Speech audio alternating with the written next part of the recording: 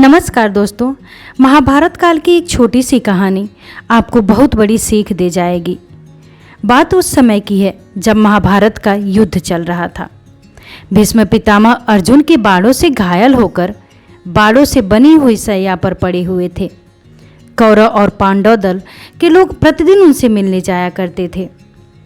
एक दिन का प्रसंग है कि पांचों भाई और द्रौपदी चारों तरफ बैठे हुए थे और पितामह उन्हें उपदेश दे रहे थे। सभी श्रद्धापूर्वक उनके उपदेशों को सुन रहे थे कि अचानक द्रौपदी खिलखिलाकर हंस पड़ी थी। पितामह इस हरकत से बहुत आहत हो गए थे और उपदेश देना बंद कर दिए।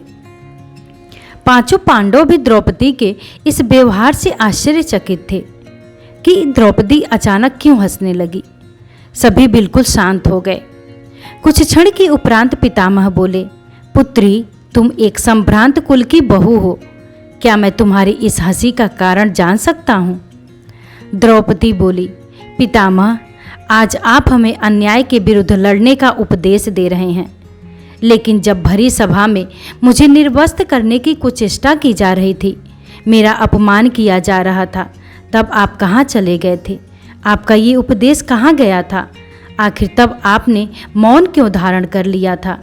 क्यों आपने आवाज़ नहीं उठाई? क्यों आपने मेरी रक्षा नहीं की? यह सुन पितामह की आंखों में आंसू आ गए। कातर स्वर में उन्होंने कहा, पुत्री, तुम तो जानती हो कि मैं उस समय दुर्योधन का अन्न खा रहा था। वह अन्न प्रजा को दुखी कर एकत्र किया गया था। ऐसे अन्न को भोगने से मेरे संस्कार भी छिड़ पड़ गए थे।